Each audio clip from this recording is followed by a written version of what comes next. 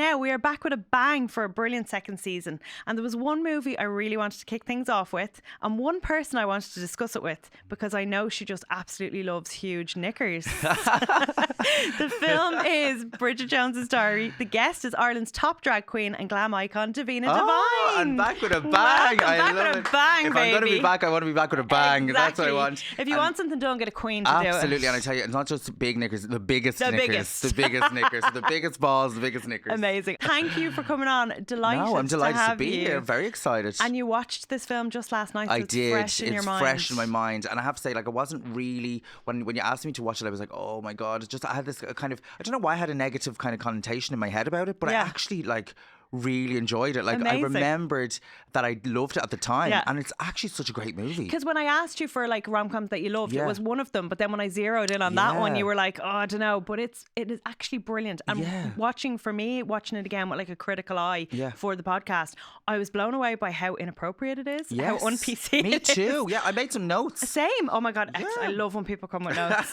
So the film is Bridget Jones's Diary. It's Yes. from 2001. It was directed by a woman called Sharon Maguire, but I don't think anyone ever knows that. Everyone thinks that Richard Curtis directed it. Okay. Now, he did write it. He adapted it from the book, which had been a newspaper column by a woman called Helen Fielding. Okay. So she was sort of the British, I guess, Russell Carroll Kelly in a way, in that, you know, she started writing this diary of this 30-something-year-old woman, and it became so popular when newspapers were very relevant that it became a book and then this film. And It's very relatable though, wasn't it? So relatable. Yeah, and I think, and like what struck me was like, it was that whole time and like around 2001. And for me, like I was kind of just becoming an adult and I was kind of starting my drag career, and the soundtrack and everything really, there were so many things that were just taking me way back.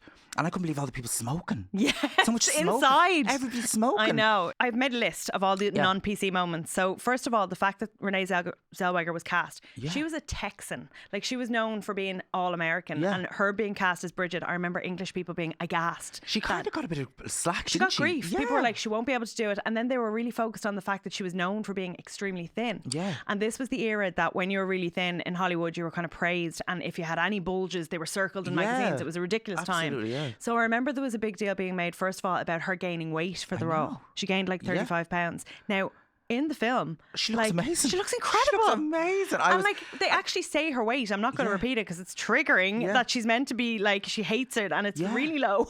And you know, like, would you know the scene when he's like caught with the woman who looks like Lisa Rinna in that's the, on my bathroom, list.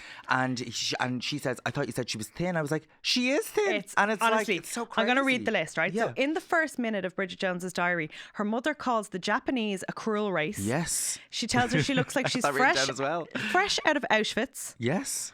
Like, this is the first minute, the first lines of dialogue. Then she refers to her best friend. She says, oh, total puff, of course. Yes. Puff is a great word, and I think we should bring it back. I have that written down as well. I'm like, bring back puff. Amazing. Then there's a really bad scene. I don't think I got this joke until very recently. They're talking about Daniel Cleaver, who's Hugh Grant's character, and they're talking about how to introduce people. Yeah. And they say, oh, this is Prunella. She comes from London and she enjoys horse riding. They say, Daniel enjoys publishing and comes all over your face. I know. I was like, it was much more kind of risque than I thought it was. Same. And I was kind of thinking, oh, this is a kind of bit of a family movie. It's like, it is not a family movie. Comes all over your face. Yeah, but Jesus. at the time, like, it was okay. I didn't find that shocking. I don't think I got it at the time. I was a young innocent person. Yeah, I got it. 15. You got it. This is the pornification of the world. I'm only realising that in my late 30s as to what they meant. Then another one, he says to her, how about a drink at my place? Totally innocent, no funny business, just full sex. Yeah. And he's her boss. Like, he would be sacked in an instant. Then the Lisa Rinna lookalike says, I thought you said she was thin. Yeah. One of the guys at the dinner party says, why are there so many unmarried women in their 30s these days, Bridge? Yeah. It's like, fuck off. I know. The neck. The pressure and the kind of like the social, like, kind of anthropology. Stigma. Yeah, it's wild, isn't it, how things have changed. At another point, she said, he's just a big knobhead with no knob, which I just quite enjoyed. And then at another point, Hugh Grant says, P.S. I like your tits in that top. Again, her boss in work. I know. And there was a lot of that, wasn't there? A lot of it. And, then, like, come here, I worked in newspapers. That does happen. Yeah. I'm sure it happens kind of everywhere, but it's like, like we're so, maybe it's like it's a good thing that we're so aware of Yeah. that now, that it's so inappropriate. But it's a comedy. And we're laughing it's so about how funny. Yeah, like it's so bold. Yeah. But it's actually really, really well written. Like we've talked about Richard Curtis on this podcast before because he's well known for being quite inappropriate and very of his time. Okay. So like making fat jokes, Yeah. making like all sorts of like talking about Auschwitz. Do you know like, Jesus. what I did think though? Is like there was a part of it that as I was kind of finding myself shocked, I was like, are we now kind of Too like PC? too PC? Yeah. Whereas like there was elements of like, and I am a firm believer in everything is intention, and when everything is said with intention. Yeah. And obviously things can be really off colour and really off the mark. But I think sometimes if something is said in jest or that, we have to have humour in life. I think and comedy be able is to take it. the final frontier of Yeah. wokeism. Like But how far is it going to go? if you have the charm to pull it off, I think that's Yeah. it. And because this is so well written and still really relatable, like Bridget's only 32, right? Yeah. She's 32, she's beautiful, she's an amazing job, amazing friends, a gorgeous apartment Yeah. nobody could ever afford now, but she's seen to be this absolute sad act because she hasn't got a fella. I know, and I remember at the time going, "Oh, poor Bridget! Yeah.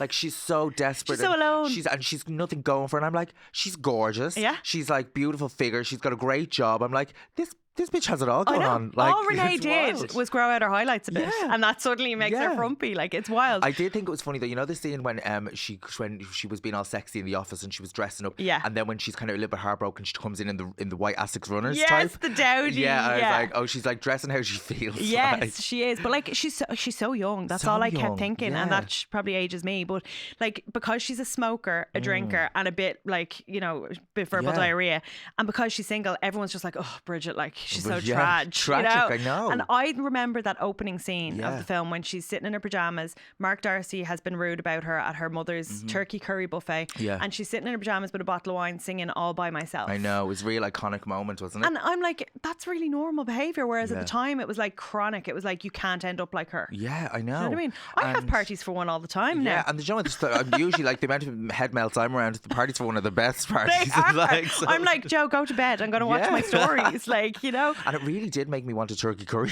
Oh, absolutely. Like I know they were like slacking it off, but I was like, that curry actually looks really good. So people do debate whether it's a Christmas film because it kind of begins and ends at Yeah. Christmas, right? So that's just smart marketing. It means that every year you can put it on the telly Yeah. and say it's a Christmas film.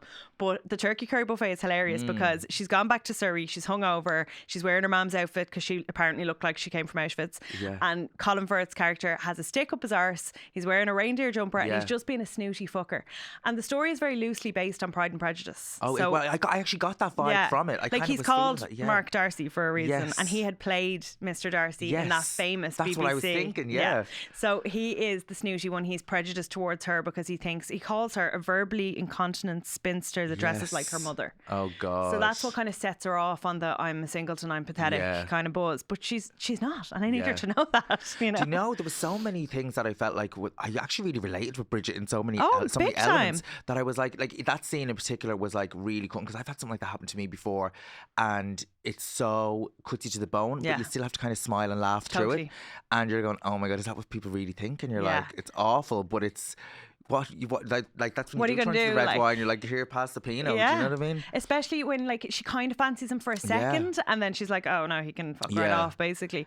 But she's presented as this like neurotic fat woman, and she's a perfectly Yeah. straight sized woman, normally neurotic about her Yeah. body and her smoking and her drinking because Yeah. that's the It just British goes press to at the show you, time, though, yeah. they made out like she was some goblin. But at that time, wasn't that the whole real, like, It was. skinny was really a size zero vibes. Yeah. It was all like the Victoria Beckhams, the Lindsay Lohans, Yeah. the Rachel Nicole Zoes. Richies, Yeah. yeah. And that was so painfully thin that Yeah. it was like our kind of context was so warped. It you was know? warped. Like she was like Yeah. a stunning woman. Yeah. Like, and now when I'm looking at it, it makes me kind of angry. But at the same time, I have to remember it's very of its time. It is, and yeah. you have to take things as they were brought. Do Totally, you know what I yeah. mean?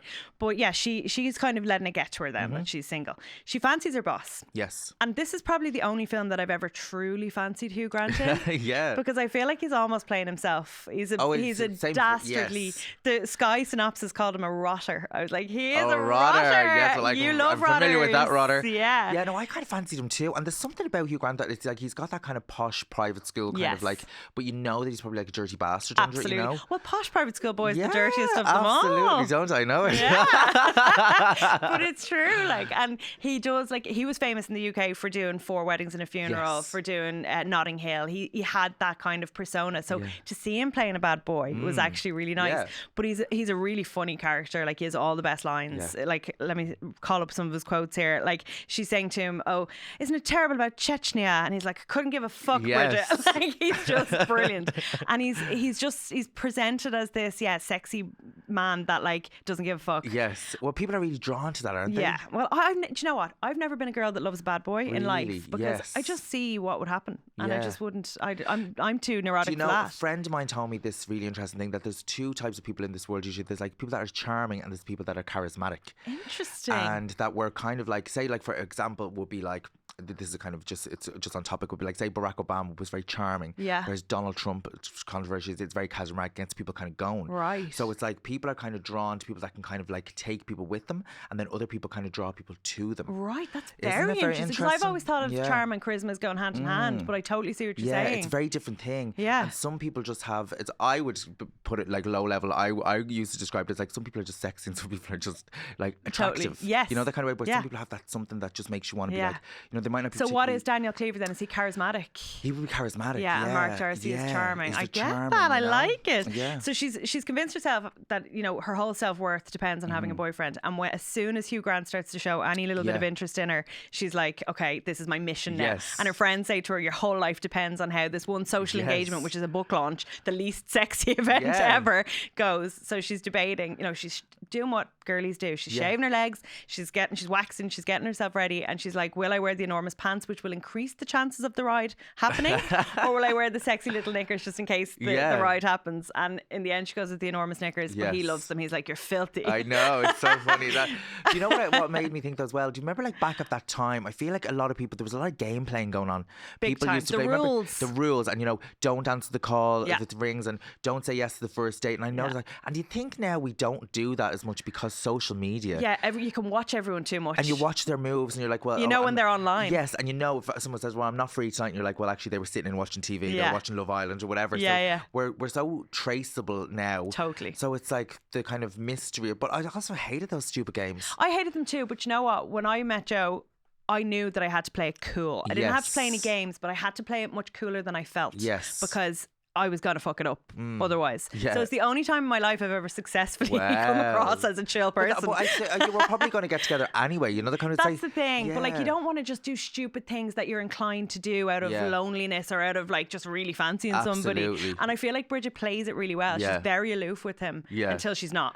And it's only it's like, you know, as they said, remember they were in bed and it was like, he's like, she's like, you know, what Do are you they love up going me? to say in the office? I was like, 2 days. I know. But people like people have a tendency to kind of get so swept up You in do. things, And you like know? he literally says to her, we've been shagging since Tuesday and it's Thursday Yeah. now. Calm down. And you know, like I can speak from experience, but you know when you're doing something with like, you know, someone kind of close, because maybe someone you're working with and Yeah. it's all secret, that adds the excitement. People don't know. Yeah. It feels like it's a bit more intense. So I can relate to that because I met Joe in Yeah. work. Oh, wow, So we okay, were yes. undercover Oh, for a undercover while. lovers. Yes, but he wasn't my Yes. boss, but we did spend an inordinate amount of time emailing. So like when Oh. she's getting the emails from him, Yes. I can totally relate Oh, to that. 'cause wow, it's the I most love it. exciting thing ever. Very good. This Yeah. needs to be in the book. I know. I should put a sexy little workplace relationship.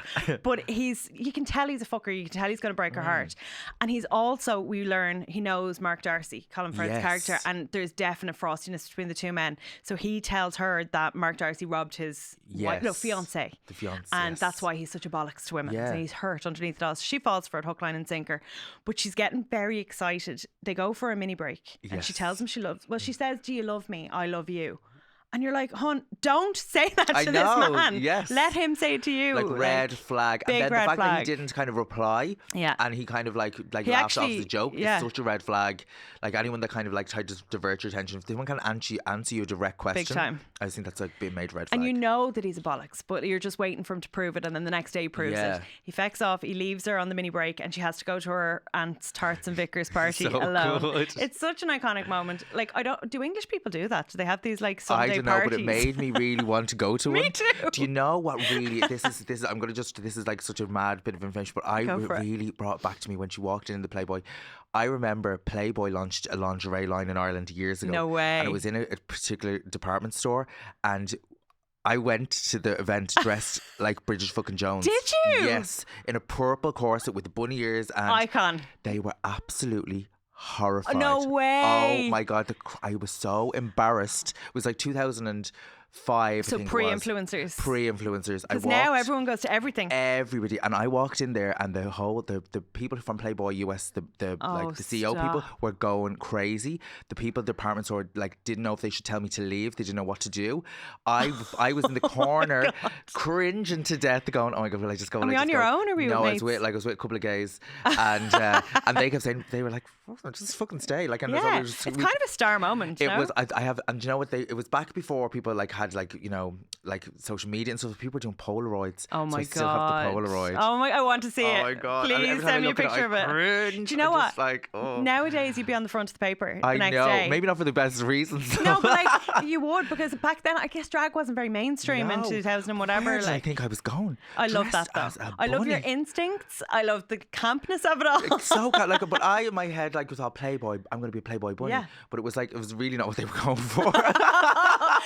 Did that not appeal to kids, that Playboy range? I remember it being really fucked up. Yeah, it wasn't. It was like training bras and stuff. Yeah, it wasn't very and actually of the time wasn't for all sizes. It wasn't inclusive. It wasn't none of those things. So actually, in hindsight, I was a little probably ahead of the curve. So I was a bit like, You've always been ahead of the curve, babe. Yours, I love it. But she looked incredible in that outfit. Unreal. They try and make her seem like, even at that party, that she's like frumpy. Indecent looking or something. She looked amazing. She looks incredible, like hourglass figure, big boobs. And I loved Honor Blackman making an appearance. Amazing. Like so good. And when they accused her of being a tart. Yeah, with her pink blouse. What a lovely dress. It reminded me very of, remember French Connection or Lipsy days? Yes. Was it that kind of real frilly, flouncy? It's such an iconic cast. Like Jim Broadbent plays her dad. So he didn't good. get the memo either, so he's there dressed as a priest. So good. Celia Imrie. Basically anyone who's been in Harry Potter. Yes. Pops up so in good. this film, because that's just England all over. But around the same time that she starts shagging Daniel Cleaver, her mom leaves her dad for the scary man off the Home Shopping Network. So she has Julian. to do Julian, who's like mahogany and terrifying. We still call people Jaundice Julian. Oh my God, amazing. We still, we're like, oh my God, if someone's really over tanned, we're like, oh my God, real Jaundice Julian. He's a horrifying creature. Horror, yes. And her poor dad, so she has that kind of, she says basically, when one part of your life starts going well, the rest of it falls apart. Yes, that's so so she's true. having to mind her poor dad, and her mom is just having some sort of midlife crisis, and she's the mom is kind of like comic relief. She says all the most inappropriate things. She's actually just kind of like a lot a of gas moms. bitch. Yeah. I'm kind of obsessed with her. But basically, she goes back to Daniel's apartment after that party, finds him with the Lisa Rinna woman, who turns out to be his fiance. Oh wow. And she's just like, and why was she holding a book in the bath? I think she was trying to seduce him with the figures from work. Oh, she was horror. She was horror. a terror, as we'd say. But she's literally only in it for that second. She had one cutting line. I thought you said she was thin. Yeah, and then she's gone. The Lisa Rinna hair got me. Yeah, I just kept thinking, I bet she still has that haircut 20 years later. We must Google her and see.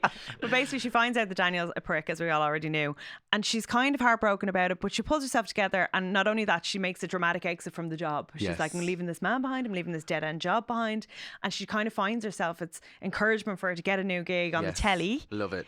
But she's sort of, poor Bridget is just always making mistakes. Yes. Like she's always falling. It's a trope in rom-coms that the woman has to humiliate herself before she finds true love. That's just how it goes. I can relate to that as well. I'm always falling over. I'm very clumsy myself. Always. And everyone thinks drag queens are maybe it's a sexy girl thing. If I'm in a pair of flats, I will fall over. If I'm in a pair of heels, I'm always totally fine. It's so bizarre. You're more glam than I am. I can't wear mentally, heels. I am I'm absolutely quivering on the inside. I'm just an absolute moron. Well, you'd never know. That's what drag's all about. I love it. I love it. I feel like I definitely have latent drag queen tendencies inside of me. That's a good thing. It is. But Bridget is just, she's taken this impetus of this breakup to get her life together. Yeah. But she keeps running into Mark Darcy, who has told her very snottily that he kind of likes her just as she is. And he's almost saying it to her as if, you should be thrilled that I like you just as you are. And she doesn't really know what to do with it. But she keeps running into him. And the more she sees him, the more he grows on her. Yes. She thinks he's less prejudiced Yes. and prideful and a bit more sexy. Well, he kind of holds back, doesn't he? Yeah, and when he says something, Yeah. like, it is kind of devastating. And you know, like I never actually thought he was kind of attractive, but there was something then, like with just the way he delivered Yeah. lines of like, oh my god, actually. Colin Firth's a funny one for me. I think he looks like he cries after sex. Yeah. I'm sorry, but I You think definitely cry after sex with me. Tears of fucking joy. Tears of joy. I've definitely referred to him as a pillow weeper in the past. yes. And I think, like, he's a very handsome man. But Yeah. you know what? The one time I've really fancied him Yeah. is in Mamma Mia 2 when he's playing a Yes, gay. yes. And I'm Oh, like, wow. now he's hot. Yeah. I have a that's- terrible fondness for Yeah. fancying gay men. Or when he played the king in the King's Speech as well, I thought there's something about I feel the like stammer. It's the power. It's the power. Yeah. It's like cut to the chase. I know what you mean, though. He is kind of, I think a lot of women of a certain age love him because of that Pride and Prejudice Yeah. adaptation when he comes out of the lake in the wet shirt. Yeah, well, I and think people we all try want to. that like strong dark man to Yeah. save us, isn't it? It's that kind of like heroic, like That's it. I hate him in Love Actually, though. You know when Yeah. he's with the Portuguese girl and he's trying to Yes. speak Portuguese.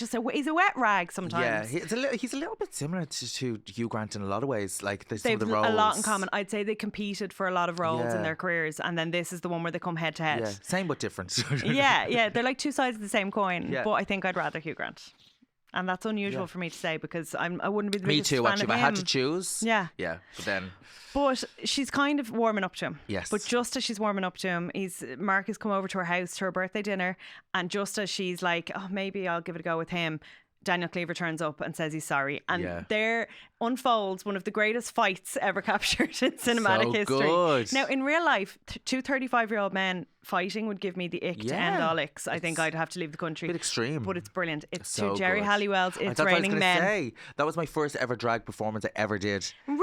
Ever, yeah. To I that was- song, that to particular song, version. That particular version, like because that movie came out like 2001, and I started dragging 2002. God, when you were a So, baby, an infant. And yeah, so that just goes to show you, like, but it's it brings like so many memories Yeah, and stuff. core And that memories. soundtrack was just The soundtrack's incredible. I Unreal. took note of some of the songs, like Yeah. All By Myself, obviously, and Can't Live If Living Was Without You. They're so two of the good. early songs. Then Yeah. Jerry's It's Raining Men, then Out of Reach by Oh, Gabrielle. That's like I think that's my favorite. Like it was just so It's iconic. gorgeous. Yeah, And there was the- non-stop bangers. and it's kind of a mix of really old and new. Like they had Yeah. the Artful Dodger and Craig David. I noticed, like, and yeah. also Aretha Franklin. Like it's a real, Yes. and Robbie Williams doing like an old crooner. That was the Mrs. classic. Jones Yeah. at the end. Yeah, really good. They actually managed to get a few Mrs. Jones songs in I there. think they actually had. I think they actually had 2 soundtracks, didn't they? It was a double album. Yeah, because it was like I there was remember. like so much music, and it was one of those first times that I ever thought this soundtrack could be bigger than the movie. Well, Richard Curtis is really good at like soundtracking his films. Same with Really Love good. Actually, wall to wall Same bangers. good, yeah, very like good. from the Pointer Sisters doing Yeah. Jump to the Sugar Babes. Like he's really, Yeah. really good at. Did Girls Allowed did that as well? Girls Aloud did the actual Yes, the song, single. the single. Very yeah. good. Because we always talk about on this pod the fact that music and MTV in particular used Yeah. to be used to sell films in a way that's course. just not anymore at Yeah. all. If anything, TikTok now is what Yeah, they use it's to everything, sell yeah. stuff. And songs are so much shorter now.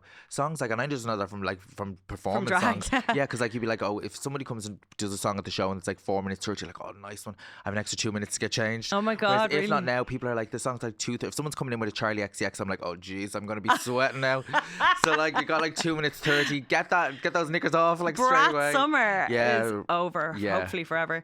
But yeah, that's so funny because they're made for the internet. They're Yeah. not made for like It's crazy, isn't it? karaoke And anymore. I think people's attention span is just not That's it. long enough, you know? Yeah. Like Eurovision is coming up, and I think like it's all those songs have to be like 3 minutes. That Yeah. was the cutoff. Yeah. But now they're even shorter. They're Are like they? 2:30. Yeah. So some of them aren't even up to the quota of 3 minutes. Oh my God. Which is wild. Are you a Eurovision hun? I'm like, I enjoy Eurovision. I wouldn't be like Euro nut where I'd Yeah, be like same. I couldn't tell you who You don't came. watch like Melodian Fest or any of that? No. Yeah. Like I enjoy. It's like I always think it's like kind of like the Gay World Cup. Yeah, it is. So it's like Except it's on every year. every year, and you know I'll tune in and I'll watch it like the week you of. screen it in the We George, don't screen you? it, yeah. We didn't last year with all the Israel Palestine stuff, Yes. but this year, hopefully now the ceasefire, hopefully things kind of calm down a Yeah. bit, and because it is great for bringing people together and I stuff mean, like that. So they do kind of pick and choose who they, Yeah. who they exclude. But it is. Yeah. I find Eurovision just really joyful. it is, and that's what, and it's about music does bring joy, and Yeah. that's why it's in this movie, and that's why we're talking about it. Yeah. So trying to focus on the positive And it's sides about of it. national pride. I'll never forget being Yes. like 6 and watching Riverdance and I just know. thinking like, and I think we grew up in the golden era when of we just Eurovision. kept winning all the time. Yeah, and then when we didn't. I was devastated. I never knew that we were like bad at other stuff because I was just like, we're good at Eurovision. We win all the time. Forget sports. Yeah, we've got Linda Martin. Like, why me, baby? No, it's amazing. The music is absolutely brilliant, and it is down to Richard Curtis because he's such a nerd. Yes, like he loves. But it makes such a difference, and it really just enhances the whole experience. And it's really of its time, but because it has those old songs in there as well, it's sort of nostalgic. Yes. Oh, I love it so much. Yeah, it really brought me back, I have to say. They have the fist fight. Yes. And it's really cringy, but basically Daniel Cleaver kind of half wins. He's kind of left with Bridget at the end, and he says, Bridge, take me back, you know, if I can't make it with you, I can't make it with anyone. Yeah, that line, I was like, oh my God, like he thought he was being so kind of romantic, but it was actually so kind of like, well, that was enough to go, do you know what, hit the road. And I was so proud of her because so many girls would just be like, okay, Grant, where she's like, no, that's not a good enough offer for me. And do you know what, like, he never would have been able to make it with her anyway. No. So that was the whole point. It's like, actually, like, she he's could just see. Yeah. She was becoming self-aware. Like, it's better to have no relationship than a bad one. And that's what I think you kind of get from the whole movie, is that it's like you have to be kind of, I think, strong enough on your own. Absolutely. And like someone else is supposed to make an addition to your life, not actually. They're meant to complement it. Not complete you. Yeah, you know? Totally. And even at the end, so basically she's decided she really fancies Mark Darcy. Yeah. It's too late. He's moving to New York. He's fecking off, and she's like, okay, Grant, I'm gonna be fine. She's like, I'm gonna have fun with my friends. We're all going to Paris. And of course, he's realised that he wants her, and he comes back. I love an airport scene where it's like a dash. No, he does go all the way to New York and then decide to come home. Yeah, I know. I'm like, did he need the air miles? But he comes home out of nowhere, and her friends are all real sound about it. I would be like, no, we're going to Paris. You're not staying here with him. It reminds me a little bit of like Sex and City. Yeah, big time. Wasn't it? It was I'd say like it was the friends influence. having the drinks, having the smokes, and then talking with the fellas, and it was all that era. Yeah, big time. Like and even the like talking to the camera bits. Yeah, it was very heavily inspired, I think, because that was just the time when Sex and the City was really blowing up. I loved that. I loved that whole era. It was just. It was so fun and bold and like empowering, because before that era, women were never out like bar hopping. Yeah, they were never allowed to be like out pulling men or drinking cocktails with their friends. But were they, or were we just not exposed to it? No, they weren't. Like, sure, women couldn't. They had to give up their fucking jobs after marriage until the 80s. That's like, true, you know, it was the 90s was kind of a sexual awakening for women. Yeah, and for like post feminism, and it was just like it became the norm for women to do what men do. I know. Yeah, you know. And long may it last. Long may it last. May we do even more. Yes. But he comes back.